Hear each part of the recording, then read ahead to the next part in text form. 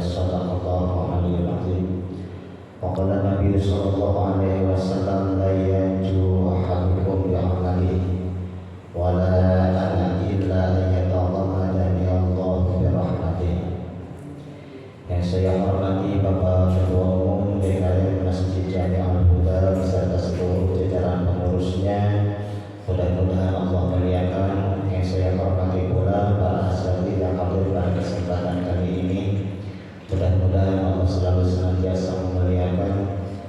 Dan yang saya hormati pula para hadirin jemaah sekalian yang hadir pada kesempatan malam ini, mudah-mudahan Allah Subhanahu wa taala selalu merahmati kita semua, dan mudah-mudahan Allah Subhanahu wa taala selalu memudahkan segala urusan kita semua, dan Allah memberikan taufik hidayah kepada kita semua agar kita semua senantiasa istiqamah dalam taat kepadanya dan dalam ketakwaan kepadanya. Amin ya Allah ya rabbal alamin.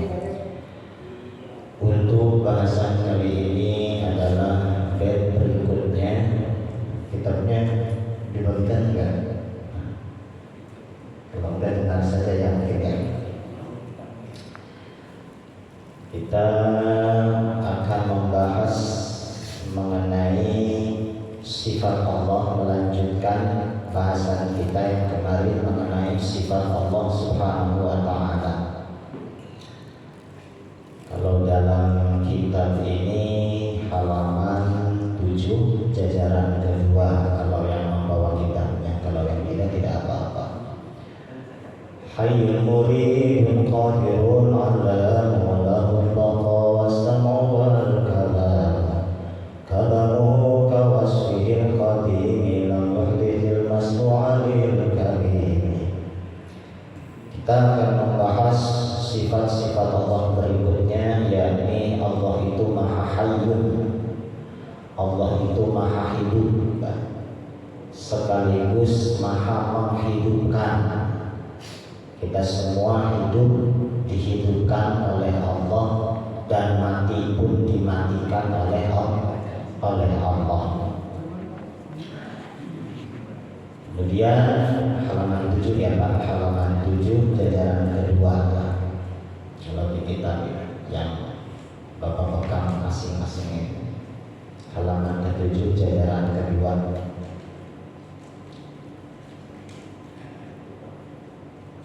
Allah itu yang maha menghidupkan dan maha hidup. Makanya kita itu sering menyebutkan atau menzikirkan setiap pada salat, la ilaha illallah wahdahu la syarikalah lahul mulku wa lahul hamdu yuhyi wa yumiitu.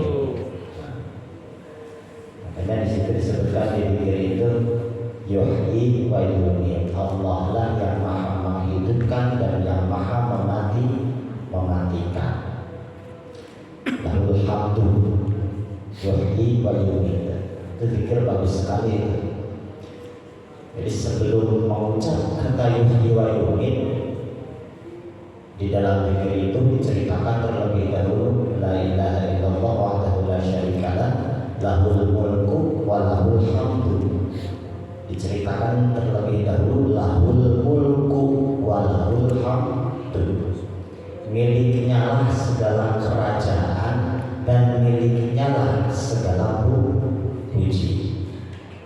Kemudian disebutkan yuhyi wa yumiitu, yang maha menghidupkan dan maha mematikan. Pesannya apa? Pesannya adalah syukuri kehidupan kita saat ini. Makanya diawali terlebih dahulu dengan kalimat walahul hamdu, baginya lah segala puji.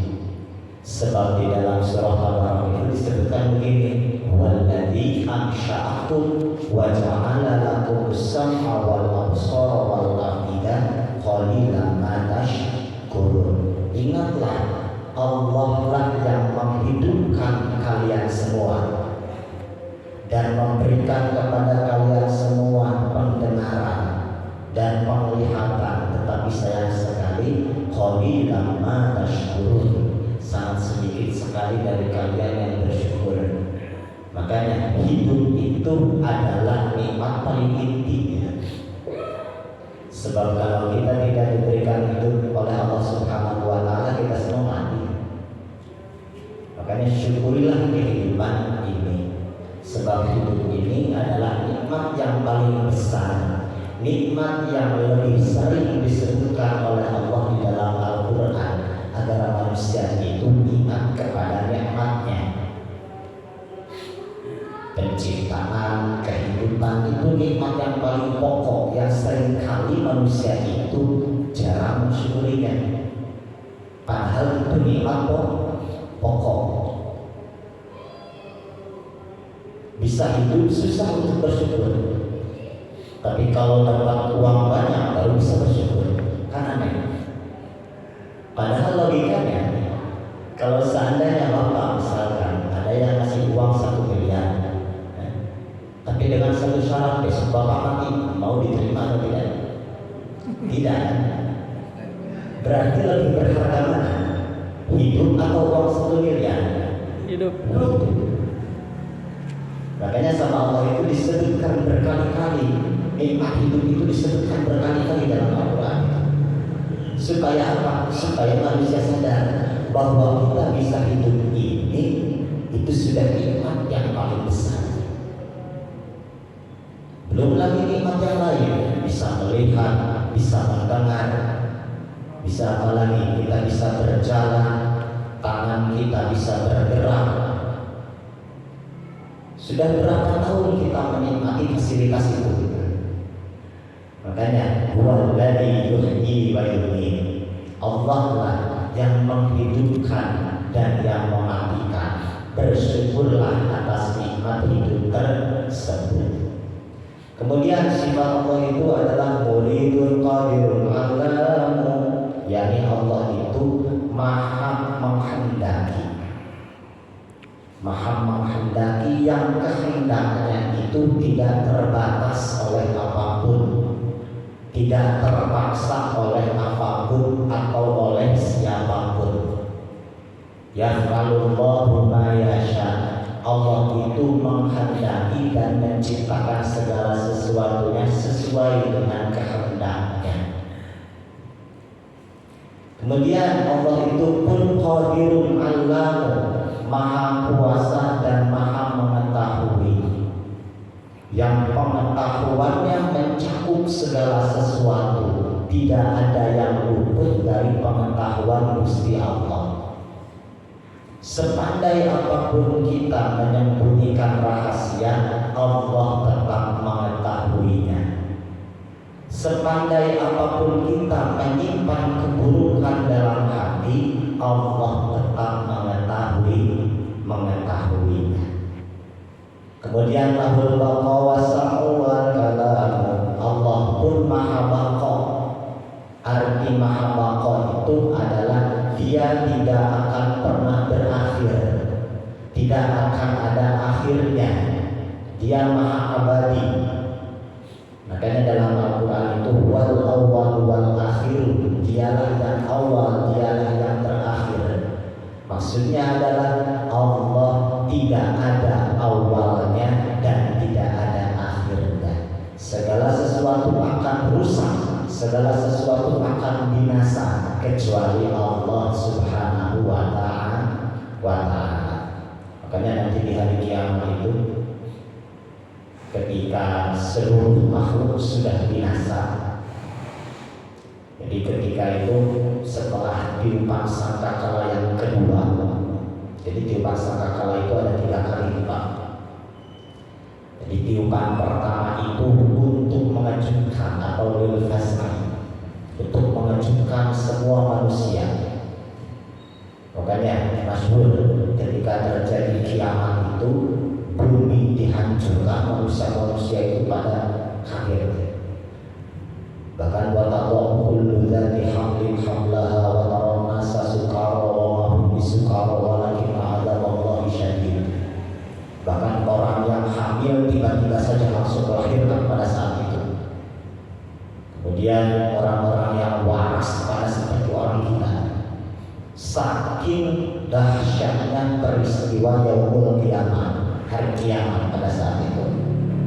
Namun beruntungnya orang mukmin pada saat itu sudah tidak Yang tersisa pada saat itu yang merasakan kiamat adalah orang-orang kafir. Sebab orang-orang mukmin sebelumnya sudah dicabut nyawanya terlebih dahulu. Nah, itu tiupan pertama.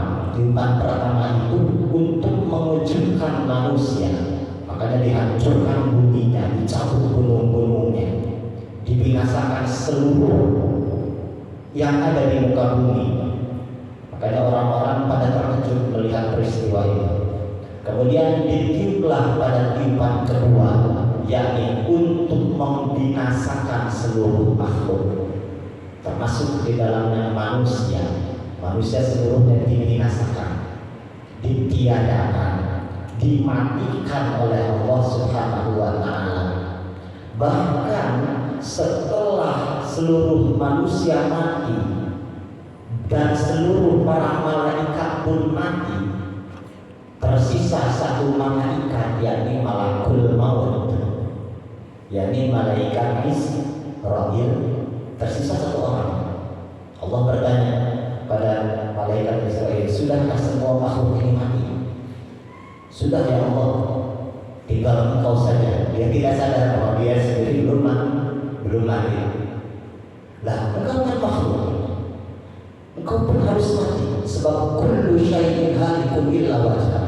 Seluruh makhluk harus binasa selain aku. Sebab aku bukan makhluk. Silakan cabut nyawa sendiri. Akhirnya malaikat Israil mencabut nyawanya sendiri. Bahkan di satu riwayat ketika malaikat Israil mencabut nyawanya sendiri, dia itu menjerit begitu keras. Bahkan ceritanya, kalau seandainya ada orang atau ada makhluk yang mendengar cerita malaikat Israil pada saat itu, dia pasti akan langsung mati pada saat itu juga. Saking kerasnya cerita malaikat Israil saat dia mencabut nyawanya sendiri. Makanya ketika malaikat Israil merasakan betapa dahsyatnya sakaratul maut itu, malaikat Israil itu berkata, kalau seandainya aku tahu bahwa rasa sakit sakaratul maut itu seperti ini, la asyfaqtu alaihim. Kalau kata kita, tentu kami akan bersikap lembut saat kami mencabut nyawa mereka. Tapi sayangnya sudah telat.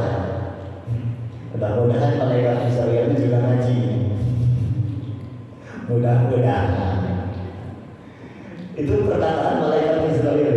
Kalau seandainya aku tahu rasa sakitnya sakaratul maut itu seperti ini, tentulah asyfaqtu alaihim.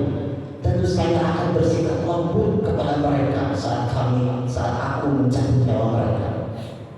Hingga pada akhirnya meninggallah malaikat Israil dan binasalah seluruh makhluk hidup. Kemudian Allah Subhanahu wa Ta'ala berkata, limanil mulkul yawm. Kalau kata kita, ketika sudah tidak ada lagi makhluk yang hidup pada saat itu, kalau kata kita, halo,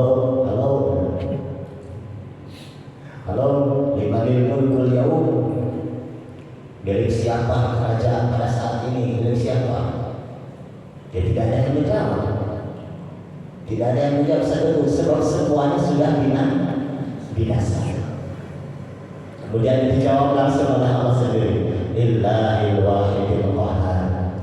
Milikku yang satu-satunya, yang maha satu sekaligus maha perkasa dan maha penguasa. Makanya setelah itu Allah pun berkata kembali, Ainal muluk, Ainal abna'ul muluk. Mana para raja yang dulu menyombongkan dirinya ketika dia masih hidup? Mana abna'ul muluk? Mana anak-anak raja yang ketika hidupnya menyombongkan dirinya, merasa dirinya memiliki sesuatu? Mana? Tidak ada yang menjawab. Sebab semuanya sudah binasa. Maka akhirnya Allah pun kemudian menghidupkan malaikat Israfil.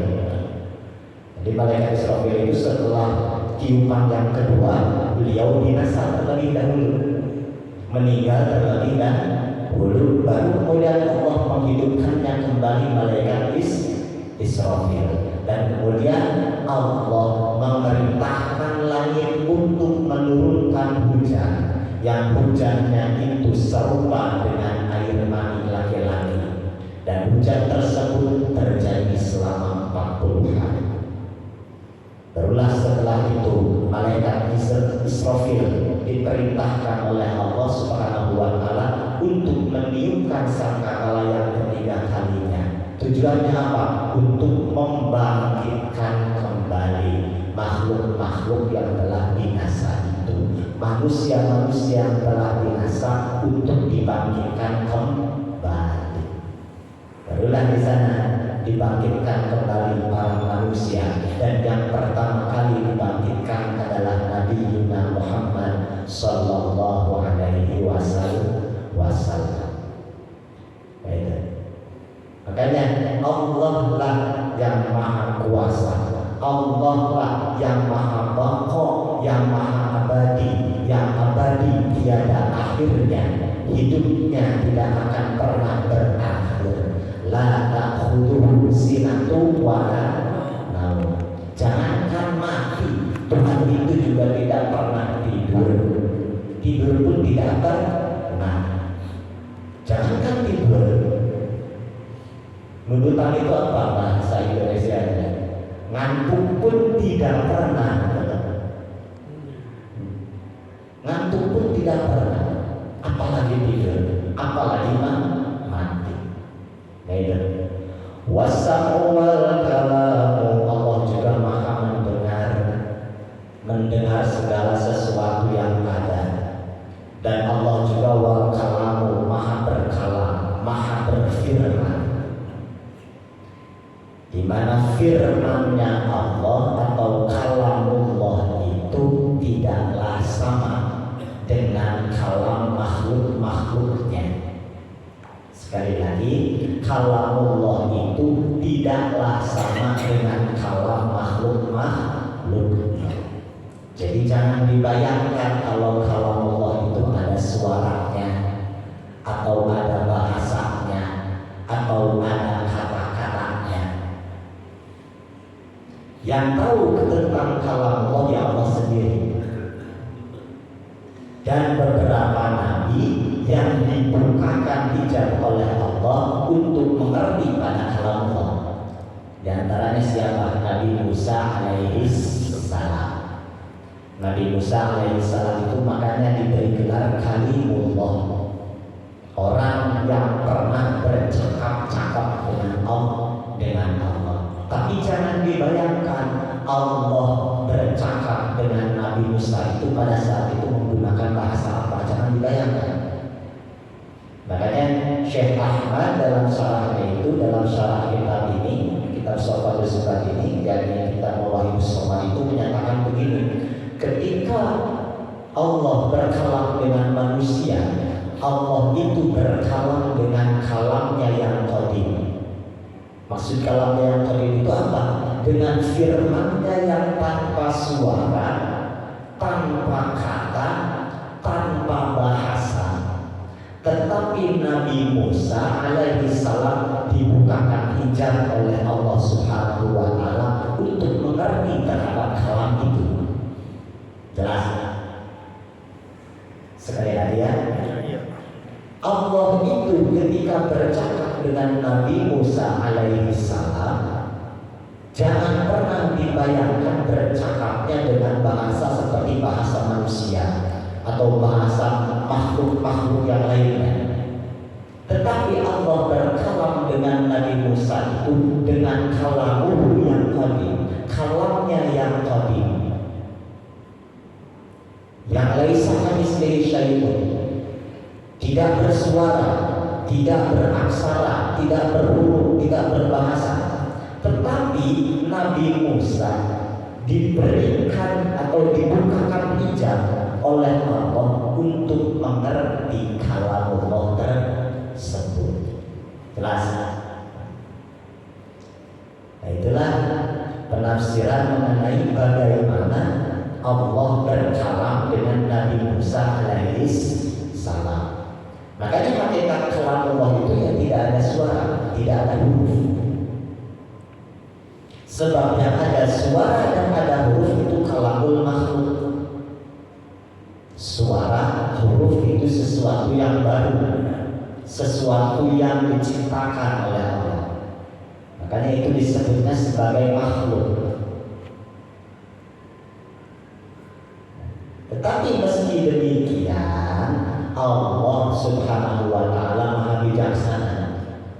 Maksud Maha Bijaksana itu begini: meskipun kalam Allah itu sejatinya tidak ada suara, tidak ada hurufnya, tidak ada bahasanya, tetapi Allah Maha Bijaksana tetap menurunkan kitabullah-Nya, menurunkan kitab-kitabnya yang di dalamnya adalah firman-firman-Nya dengan menggunakan bahasa para nabi yang mendapatkan kitab-kitab tersebut. Misalkan Al-Quran diturunkan dalam bahasa Arab. Kita tahu bahasa Arab itu adalah bahasa makhluk. Tetapi kita tidak bisa mengatakan Al-Quranul Karim sebagai makhluk. Sekali lagi, meskipun Al-Quranul Karim itu berbahasa Arab, kita tidak bisa menyebutkannya sebagai makhluk. Kita harus tetap mengatakannya sebagai kalamullah, firman-Nya Allah. Kenapa dijadikan dengan bahasa Arab? Itu urusan Allah. Itu urusan Allah. Dan yang paling penting adalah kita bisa menerima kalam itu dengan bahasa yang dimengerti oleh kita, yakni dengan bahasa Arab. Dan itu menunjukkan bahwa Allah Maha Bijaksana. Sebab tidak semua manusia bisa mengerti kalam Allah yang qadim, maka pada akhirnya Allah pun menghendaki menyampaikan kalamnya dengan bahasa yang dimengerti oleh manusia. Ibarat inilah, ibarat kita mau istilahnya memanggil ayam, misalkan, atau memanggil kucing. Kita kan nggak bisa memanggil kucing dengan bahasa kita ya. Makanya manggil kucing atau manggil ayam kayak gitu ya. Nah itulah analogi mengenai firman Allah dalam kitab-kitabnya. Kalau dengan bahasa Allah tidak semua manusia bisa mengerti kalamnya yang tanpa suara, tanpa bahasa, tanpa kata-kata itu. Makanya Allah menurunkan kitab-kitabnya itu dengan bahasa yang dimengerti oleh manusia. Tapi jangan dianggap kitab-kitab itu sebagai makhluk. Kertasnya boleh dikatakan makhluk, kertasnya, tintanya itu semuanya makhluk. Tetapi isinya yang merupakan firman Allah itu kita tidak bisa mengatakan sebagai makhluk. Sebab itu adalah kalamul. Kita tetap mengatakannya sebagai kalamul, bukan makhluk. Kertasnya baru makhluk, tintanya itu baru makhluk, isinya bukan makhluk. Nah itu. Kemudian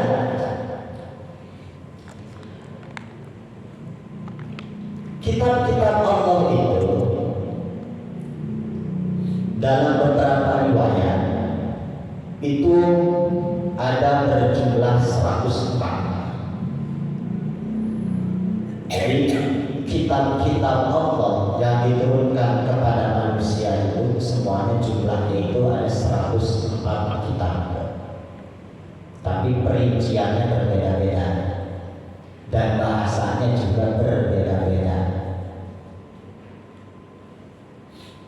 Taurat diturunkan dengan bahasa Ibrani. Injil, nah ini Injil yang unik nih.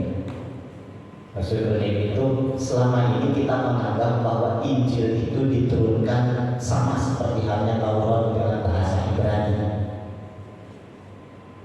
Padahal sejatinya Injil itu diturunkan dalam bahasa Suryani. Jadi selama ini sebetulnya kita yang menganggap Injil itu diturunkan dengan bahasa Ibrani, sebetulnya dalam riwayat itu justru Injil itu disebutkan sebagai kitab yang diturunkan dalam bahasa Suryani. Kemudian Zabur itu diturunkan dalam bahasa Qibti. Barulah Al-Quran diturunkan dalam bahasa Arab. Bukan hanya Injil yang diturunkan dalam bahasa Suryani, sebab nabi-nabi yang berbangsa Suryani itu disebutkan dalam hadis riwayat Ahmad itu ada 4 orang, yakni satu Nabi Adam alaihi salam. Makanya bahasa Suryani itu memang bahasa paling tertua, sebab kata Nabi arba'atun suryaniyun, ya ada arba'atun suryaniyun.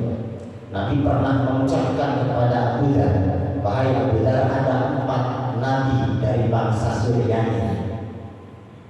Siapa saja 4 nabi itu? Pertama adalah Nabi Adam alaihi salam, kemudian Nabi Syis alaihi salam, dan kemudian Nabi Nuh alaihi salam, dan yang keempat adalah Nabi Idris alaihi salam. Ini keempat nabi ini berbahasa Suryani. Tapi jangan tanya ke saya ya, bahasa Suryani itu seperti apa, sebab saya tidak pernah tahu bahasa Suryani itu seperti apa. Tapi yang jelas menurut riwayat Nabi Muhammad SAW, keempat nabi ini, Nabi Adam, Nabi Idris, Nabi Syis, dan Nabi Nuh alaihi salam itu semuanya merupakan Suryaniyun, para nabi yang berbangsa Suryani. Jelas? Kemudian ada 4 nabi juga yang berbangsa Arab. Sini disebutkan arba'atun minal Arab, kata Nabi. Ada 4 orang nabi dari bangsa Arab. Pertama Nabi Hud alaihi salam, kedua Nabi Syu'aib alaihi salam, ketiga Nabi Saleh alaihi salam, dan yang keempat Nabi Muhammad sallallahu alaihi wasallam. Itu keempat nabi ini barulah merupakan orang-orang dari golongan bangsaan Arab. Itu menurut riwayat Nabi Muhammad sallallahu alaihi wasallam. Dan Nabi pun menyebutkan ada 104 kitab yang diturunkan kepada nabi-nabi Allah. Rinciannya adalah pertama khamsuna shahifah kepada Al-Syis. Allah menurunkan 50 lembaran kepada Nabi Syis alaihi salam. Jadi 50 lembar kepada Nabi Syis. Kemudian wa unzila wa anzala ala ahmuh wa unzila ala ahmuh 30 shahifah. Kemudian diturunkan 30 shahifah atau 30 lembaran kepada Nabi Ahmuh. Siapa Nabi Ahmuh? Nabi Ahmuh itu adalah Nabi Idris, nama lain dari Nabi Idris alaihi salam. Dan itu kata Nabi disebut sebagai wahwa awwalu man khatta bil qalam. Nabi Idris itu adalah orang yang pertama kali menulis dengan pena. Jadi orang yang pertama kali menemukan tulisan dan menulis itu adalah siapa? Nabi Idris alaihi salam atau Nabi Ahmuh atau dalam istilah Ibrani itu disebutnya dengan Nabi Henoch. Makanya orang-orang penganut perjanjian lama itu, mereka itu punya kitab namanya kitab Henoch, dan itu mereka klaim sebagai kitabnya Nabi Idris alaihis salam. Di perjanjian lama itu ada yang namanya kitab Henoch. Itulah yang mereka klaim sebagai suhufnya Nabi Idris alaihis salam. Tetapi mana yang benar Allah alam. Tapi yang jelas menurut riwayat Nabi Muhammad SAW, Allah itu pernah menurunkan 30 lembaran kepada Nabi Idris alaihis salam. Berarti jadi berapa tuh? Tadi 50 ditambah sekarang 30 jadi berapa? 80. Kemudian wa unzila ala Ibrahim asyra sahif. Kemudian Allah juga menurunkan 10 lembaran kepada Nabi Ibrahim alaihissalam. Jadi kitabnya Nabi Ibrahim alaihissalam itu ada 10 lembaran. Kemudian wa unzila ala Musa asyru sahif. Diturunkan pula kepada Nabi Musa alaihissalam 10 lembaran. Jadi jumlah berapa? 50 tambah 30 jadi berapa? 80 tambah 10 dari Nabi Ibrahim menjadi 90 tambah 10 Nabi Musa alaihissalam jadi 100. 4 lagi mana? 4 lagi adalah Taurat, Injil, Zabur, dan kemudian Al-Quran Al-Karim. Jadi jumlah 104. Jelas? Jadi sekali lagi 104 kitab yang diturunkan oleh Allah kepada Nabi-Nya itu rinciannya adalah 50 kepada Nabi siapa? Syis alaihissalam, 30 lembaran kepada Nabi Idris alaihissalam, 10 lembaran kepada Nabi Ibrahim alaihissalam, dan 10 lembaran kepada Nabi Musa alaihissalam, ditambah Taurat kepada Nabi Musa. Jadi Nabi Musa itu bukan hanya Taurat saja, tetapi ditambah 10 lembaran. Makanya di dalam Al-Quran itu ada istilah Suhufi Ibrahim wa Musa. Surah apa itu? Surah Al-A'la, sampai Isma Rabbikal A'la. Disebutkan Suhufi Ibrahim wa Musa. Tadi disebutkan Suhuf Ibrahim itu ada 10, Suhuf Musa ada 10, plus kepada Nabi Musa itu adalah Taurat. Kemudian Injil kepada Nabi Isa, Zabur kepada Nabi Daud, dan Al-Quran Al-Karim kepada Nabi Muhammad. Jadi jumlah seluruhnya menjadi 104 kitab. Dan 104 kitab ini semuanya merupakan kitab-kitab yang diturunkan oleh Allah Subhanahu wa Ta'ala, dan semuanya pun sebelum diturunkan sudah tercatat terlebih dahulu, yuktabu fil lauhi, sudah tercatat terlebih dahulu di Lauhil Mahfuz. Jadi Al-Quran yang sekarang yang kita baca itu sudah sesuai dengan apa yang tertulis di Lauhil Mahfuz.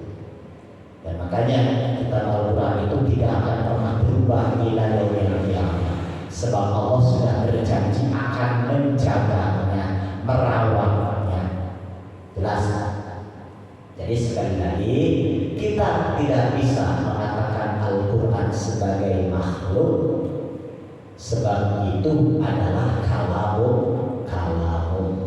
Meskipun Al-Quran itu berbahasa Arab, sebab itu termasuknya kepada amron min indi rabbina, merupakan urusan Tuhan kita semua, yakni Allah Subhanahu wa Ta'ala. Kemudian satu bait lagi. Arsala ruslahu bi mu'jizati dhahiratin lil khalqi bahirati. Allah juga telah mengutus utusan-utusannya dengan diperkuat di mukjizat, diperkuat dengan berbagai mukjizat zahiratin bil khalqi bahiratin, yang zahir kepada makhluk-makhluknya dan membuat makhluk-makhluknya itu takjub.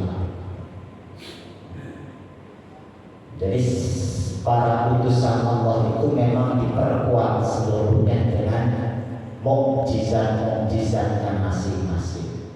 Tetapi wa akbaru mukjizat terbesar yang pernah diturunkan oleh Allah kepada nabinya itu adalah Al-Qur'anul Karim. Jadi mukjizat terbesar itu apa? Al-Qur'anul Karim. Kenapa Al-Qur'anul Karim disebut sebagai mukjizat terbesar? Karena mukjizat Al-Qur'anul Karim itu berlakunya ila yaumil qiyamah, sampai hari kiamat. Tongkat Nabi Musa hanya sebatas bisa berubah jadi ular itu mungkin hanya pada saat Nabi Musa hidup. Sekarang tidak. Kita lempar tongkat Nabi Musa sekarang akan berubah jadi ular? Saya kira tidak akan. Atau ketika tongkat Nabi Musa dipukulkan ke lautan saat ini, apakah akan bisa berubah lautan tersebut menjadi terbelah? Saya kira tidak akan. Tapi Al-Qur'anul Karim sampai saat ini menjadi mukjizat. Kemukjizatan Al-Quran itu bukan hanya terletak pada bahasanya saja yang indah, dan bukan hanya terletak tidak ada satu orang pun yang bisa membuat kalimat-kalimat yang seindah Al-Quran. Tapi makna-makna di balik Al-Quran itu juga menjadi mukjizat. Kalau dulu orang-orang untuk beriman itu menunggu mukjizatnya Khaliqul lil Adam. Kalau dulu ya, bangsa-bangsa Nabi Musa harus beriman itu harus melihat bukan keajaiban yang dibawa oleh Nabi Musa. Tongkat dari ular, tongkat bisa membelah lautan dan lain sebagainya. Pokoknya ajaib, di luar kebiasaan. Tapi umat Nabi Muhammad itu tidak perlu melihat mukjizat-mukjizat yang Khaliqul lil Adam. Justru umat Muhammad itu diajak oleh Allah Subhanahu wa Ta'ala untuk melihat baca alam ini, baca alam semesta, baca malam, baca siang, baca dirimu sendiri. Apakah tidak cukup itu sebagai mukjizat? Baca namun kata Allah dalam surah Al-Baqarah itu, Innallaha la yastahi ayadriba mathalan ma ba'udatan fama fawqaha, kata Allah. Aku tidak malu membuat perumpamaan dengan perkara seperti halnya kamu. Baca sama engkau, itu pun adalah mukjizat. Apakah engkau mampu menciptakan nyamuk seperti itu? Makanya Allah ketika mencela para Tuhan yang disembah oleh orang-orang kafir itu, Allah itu menyebutkan seperti ini, Innal ladzina tad'una min dunillah la yakhluquna dzubaba. Kenapa kalian menyembah mereka, menyembah patung-patung itu? Kalau kata kita, sementara mereka itu la yakhluquna dzubaba, tidak pernah mampu menciptakan seekor lalat pun. Kenapa engkau sembah? Jadi Al-Quran itu mengajarnya itu untuk berpikir di depan mata kalian itu sudah mukjizat semua. Benar. Bahkan keadaan kita pun itu menjadi mukjizatnya Allah. Siapa yang bisa menciptakan makhluk seperti kita? Tidur kita pun itu mukjizat Allah. Makanya sama Allah itu disebut wa min ayatihi manamukum fil lail, kata Allah. Sebagian tanda kekuasaan Allah itu adalah tidur kalian di waktu malam. Kenapa tidur di waktu malam menjadi salah satu ayat bukti kekuasaannya Allah? Setelah kamu tidur, darah kita itu dibersihkan oleh Allah melalui syariat ginjal. Seluruh tubuh diri cover oleh Allah, diperbaharui kembali oleh Allah. Apakah kita yang melakukan itu? Yang memperbarui seluruh sel tubuh kita saat tidur, yang membersihkan darah kita saat tidur, apakah kita yang melakukannya? Bukan, tapi Allah. Jelas. Makanya tidur pun dijadikan ayat menjadi salah satu bukti kekuasaannya Allah. Makanya apakah tidak cukup bagi kalian itu semua keajaiban Tuhan dalam diri kalian? Makanya kata Allah, wa fi anfusikum afala tubsirun. Apakah dalam diri kalian kau tidak melihatnya? Berapa banyak kuasa-kuasa Allah yang ada dalam diri kita masing-masing. Jantung bisa berdetak, apakah kita yang melakukannya? Tidak. Otak kita bisa berpikir, apakah kita yang melakukannya? Tidak. Seluruhnya merupakan kuasa Allah Subhanahu wa Ta'ala. Makanya inti iman adalah syukur, inti ibadah adalah syukur, dan inti ketakwaan pun adalah syukur. Teruslah bersyukur kepada Allah, teruslah bertakwa kepada Allah, sebab orang bertakwa sejatinya adalah orang-orang yang mengerti bahwa seluruh apa yang tiba dalam diri merupakan nikmatnya Allah Subhanahu wa Ta'ala. Itu mungkin yang bisa saya sampaikan kali ini. Mudah-mudahan